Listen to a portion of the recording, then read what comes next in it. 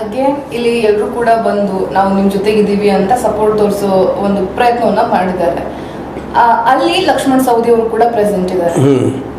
ಈ ಮೂಲಕ ಲಕ್ಷ್ಮಣ್ ಸವದಿ ಅವರು ಡೈರೆಕ್ಟ್ಲಿ ಅವ್ರು ಇಂಡೈರೆಕ್ಟ್ಲಿ ಸಪೋರ್ಟ್ ಮಾಡ್ತಾರೆ ಅಂತ ನಿಮ್ಗೆ ಅನ್ಸುತ್ತೆ? ಇಲ್ಲ, ಸಪೋರ್ಟ್ ಮಾಡೇ ಬಿಟ್ಟಿದ್ದಾರಲ್ಲ ಈಗಾರೆ ಓಪನ್ ಕಾಣುವಂಗೆ. ಒಳಗಿಂದ ಹೆಂಗೆ ಹೇಳಿಕ್ಕೆ ಸಾಧ್ಯ ಇಲ್ಲ.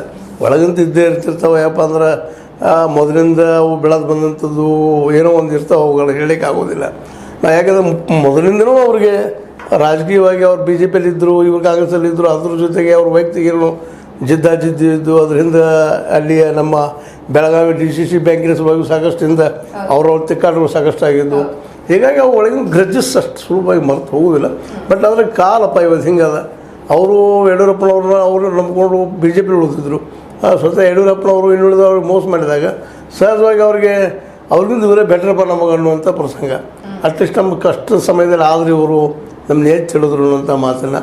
ಮತ್ತು ಮನೆ ಟಿಕೆಟ್ ಕೊಡೋದಿದ್ದಾಗ ಸಹಿತ ಇವ್ರು ಕಾಂಗ್ರೆಸ್ಗೆ ನಮ್ಗೆ ಟಿಕೆಟ್ ಕೊಟ್ಟ ಒಂದು ರೀತಿ ನಮಗೆ ಸ್ಥಾನಮಾನಕ್ಕೆ ನಮಗೆ ಕಾಯಿದ್ರು. ಮತ್ತು ಈಗ ಇಲೆಕ್ಷನ್ ಆದ ತಕ್ಷಣ ಏನಾದರೂ ಕಾಂಗ್ರೆಸ್ ಗೆದ್ದು ಬಂತಪ್ಪ ಅಂದರೆ ಅವ್ರಿಗೆ ಒಂದು ಇದು ಸಚಿವ ಸ್ಥಾನ ಕೊಡುವಂಥ ಒಂದು ಆಶ್ವಾಸನೆಗಳಿದ್ದಾವೆ. ಹೀಗಾಗಿ ಅವರು ಇದ್ದಂಥವ್ರು ಕಾಂಗ್ರೆಸ್ ಬೆಟ್ರಪ್ಪ ಅಂತೇಳಿ. ಮತ್ತು ಮೂಲತಃ ಅವರು ಏನಪ್ಪ ಜನತಾದಳದಿಂದ ರಾಮಕೃಷ್ಣ ಹೆಗಡೆ ಅವರಿಂದ ರಾಜಕೀಯಕ್ಕೆ ಬಂದಂಥವ್ರು ಸ್ವಲ್ಪ ಕಾಂಗ್ರೆಸ್ಸಿನ ಸಿದ್ಧಾಂತ ಮತ್ತು ತತ್ವಗಳಿಗೆ ಒಂದಿಷ್ಟು ಹೊಂದಾಣಿಕೆ ಆಗುವಂಥವು ವಿಚಾರಗಳದಾವೆ. ಬಟ್ ಬಿ ಜೆ ಪಿ ಏನಾಗಿದ್ದಪ್ಪ ಅಂದ್ರೆ ಸಂಘ ಪರಿವಾರದ ಒಂದು ವಾತಾವರಣ ಇರೋದ್ರಿಂದ ಅವರು ಸ್ವಲ್ಪ ಅಲ್ಲೇ ಏನೋ ಒಂದು ಇಲ್ಲಿ ನನಗಿಲ್ಲಿ ಭವಿಷ್ಯದಲ್ಲಿ ಏನೋ ಅನ್ನೋ ಅನ್ನಿಸ್ತಿದ್ದು ಕಾಣ್ತದೆ. ಬಟ್ ಆದರೂ ಕೊನೆಗೆ ಅವರು ಅವರು ಬಿ ಜೆ ಪಿ ಅವರು ಅವ್ರನ್ನ ದೂರ ಸರಿಸಿದ್ದಕ್ಕೂ ಏನೋ ಕಾರಣಗಳಿದೆ ಅವ್ರ ನಡಕ್ಕೆ. ಈಗಂತೂ ಕಾಂಗ್ರೆಸ್ ಆಗಿದ್ದಾರೆ ಮತ್ತು ಓಪನ್ ಆಗಿ ಕಾಣಿಸ್ಕೊಂಡಿದ್ದಾರೆ ಮತ್ತು ಕಾಣಿಸ್ಕೊಳ್ಳಲೇಬೇಕಾಗಿದೆ. ಯಾಕಂದರೆ ಅವರ ರಾಜಕೀಯ ಅಸ್ತಿತ್ವದ ಪ್ರಶ್ನೆ ಅದ. ಹೀಗಾಗಿ ಮತ್ತು ಅದರಲ್ಲೂ ಈಗ ರಾಜ್ಯದ ಹೆಚ್ಚು ಕಡಿಮೆ ಟಾಪ್ 3-4 ಮಂದಿ ಕಾಂಗ್ರೆಸ್ ನಾಯಕರೇ ಈ ಒಂದು ಸತೀಶ್ ಅವರು ಇರೋದ್ರಿಂದಾಗಿ, ಪ್ರಭಾವಿ ನಾಯಕರು ಇರುವುದರಿಂದಾಗಿ ಅವ್ರನ್ನ ಪ್ರೀತಿ ವಿಶ್ವಾಸ ಗಳಿಸ್ಕೊಡೋದ್ರೆ ನಾಳೆ ನಮ್ಗೆ ಭವಿಷ್ಯ ಸಿಗಬಹುದು ಅನ್ನುವಂಥ ಒಂದು ಆಶೆನೂ ಅಲ್ಲ.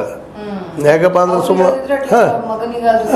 ನಮಗೇನಾದರೂ ಇದಾಗ್ತಾ ಇರ್ತಾ ಮಗನ ಭವಿಷ್ಯ ಆಗ್ಬೋದು ಅನ್ನುವಂಥದ್ದು ಅವೆಲ್ಲ ಕಾರಣದಿಂದ ನಮ್ಮ ಲಕ್ಷ್ಮಣ್ ಸವದಿ ಅವರ ಹೊಂದಾಣೆ ಮಾಡ್ಕೊಂಡು ಹೊಂಟಿದ್ದಾರೆ ಮತ್ತು ಹೋಗಲೇಬೇಕಾಗಿದೆ.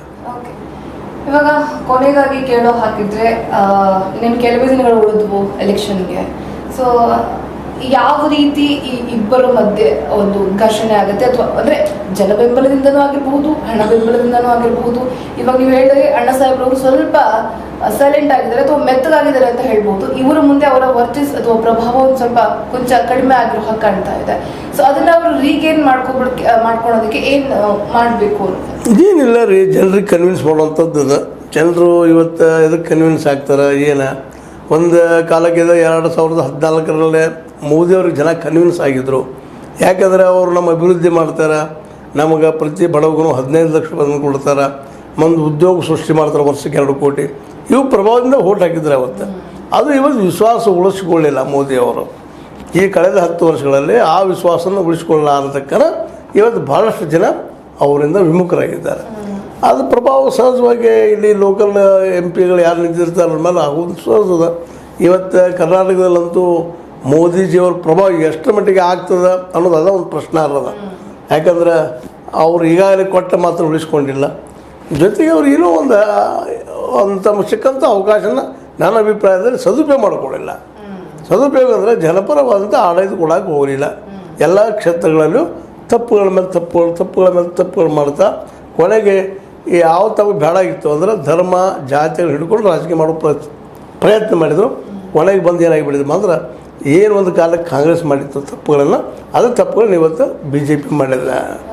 ಮತ್ತು ಇನ್ನೊಂದೇನು ನಾವು ಮರಿಲಾರದಿಲ್ಲ ಹೇಳ್ಬೇಕಾಗಿದ್ದೇನಪ್ಪ ಅಂತಂದ್ರೆ, ಹೆಂಗಲ್ಲಿ ಕಾಂಗ್ರೆಸ್ನಲ್ಲಿ ಸೇವಾದಳವನ್ನು ಮೂಲೆಗುಂಪು ಮಾಡಿದರು ಅಲ್ಲಿಯೇ ಒಂದು ಈ ಕಾಂಗ್ರೆಸ್ಸಿಗರು, ಹಂಗೆ ಇವತ್ತು BJPಯಲ್ಲಿ ಬಂದಂಥ ಹೊರಗಿನಿಂದ ಬಂದಂಥ ಅನೇಕರು RSS ಅಂತ ಮುಖ ಸಹಿತ ನೋಡೋಂಥವ್ರು ಇದ್ದಾರೆ. ಅದು ಹೆಂಗಂದ್ರೆ ಏನಂತ ಗೊತ್ತಿದ್ದವ್ರು ಇದ್ದಾರೆ. ಅಂಥವ್ರಲ್ಲಿ ಈಗ ನಾಯಕರಾಗಿದ್ದಾರೆ. ಅವ್ರು ಇವತ್ತು ಬಂದಿದ್ದಾರೆ, ಅಲ್ಲಿ MP ಆಗಿದ್ದಾರೆ. ಈಗ ಅಶೋಕ್ ಚವ್ಹಾಣ್ ಅಂತವ್ರು ಆಗಿರ್ಬೋದು, ಇಂಥವ್ರು ಜ್ಯೋತಿರಾದಿತ್ಯ ಸಿಂಧ್ಯಾರ್ ಅಂತವ್ರು ಆಗಿರ್ಬೋದು, ಇನ್ನೂ ಅನೇಕರು ಇದ್ದಾರೆ ಹೊಸದಾಗಿ ಬಂದು ಸೇರ್ಕೊಂಡಿದ್ದಾರೆ. ಅವ್ರು RSS ಕಚೇರಿಯಲ್ಲಿ ಸಹಿತ ನೋಡಿಲ್ಲ. ಅಂಥ ಜನ ಇಲ್ಲಿ ಬಂದು ಲೀಡರ್ ಆಗಿದ್ದಾರೆ. ಸಹಜವಾಗಿ ಅದು ಹಿಂದಿಲ್ಲ, ಇದು ನಿಧಾನಕ್ಕೆ RSS ಸೇವಾದಳದಂಗೆ 3 ಗುಂಪು ಆಗ್ತದೋ ಏನೋ ಅನ್ನುವಂಥ ಒಂದು ವಾತಾವರಣ ಅದ. ಇದರಿಂದಾಗಿ ಸಹಜವಾಗಿ BJPಗೆ ಒಂದು ಪೆಟ್ಟು ಬೀಳುವ ಸಾಧ್ಯತೆಗಳಿದ್ದಾವೆ. ಎಸ್, ನೋಡಿದ್ರಲ್ವಾ, ಒಟ್ಟಾರೆ ಹೇಳೋದೇನು ಅಂತಂದ್ರೆ ಈ ಕಾಂಗ್ರೆಸ್ನ ರಾಜ್ಯದಲ್ಲಿ ಕೊಟ್ಟಿರುವಂತಹ ಗ್ಯಾರಂಟಿಗಳಾಗಿರ್ಬೋದು ಅಥವಾ ಕೇಂದ್ರದಲ್ಲಿ ಕೊಟ್ಟಿರುವಂತಹ ಗ್ಯಾರಂಟಿಗಳಾಗಿರ್ಬಹುದು, ಇವೆರಡು ಪ್ಲಸ್ ಸತೀಶ್ ಜಾರಕಿಹೊಳಿ ಅವರ ಶ್ರಮ, ಇವೆಲ್ಲವೂ ಒಟ್ಟಾರೆಯಾಗಿ ಸೇರಿ ಜನರ ಮನಸ್ಸನ್ನ ಮುಟ್ಟಿದ್ರೆ ಖಂಡಿತವಾಗ್ಲೂ ಪ್ರಿಯಾಂಕಾ ಜಾರಕಿಹೊಳಿ ಅವರ ಗೆಲುವು ಖಚಿತ ಅಂತ ಹೇಳಲಾಗ್ತಾ ಇದೆ. ಇನ್ನು ಅಣ್ಣಾ ಸಾಹೇಬ್ರವರು ಜನರನ್ನ ಕನ್ವಿನ್ಸ್ ಮಾಡೋದಕ್ಕೆ ಪ್ರಯತ್ನ ಪಡಬೇಕು.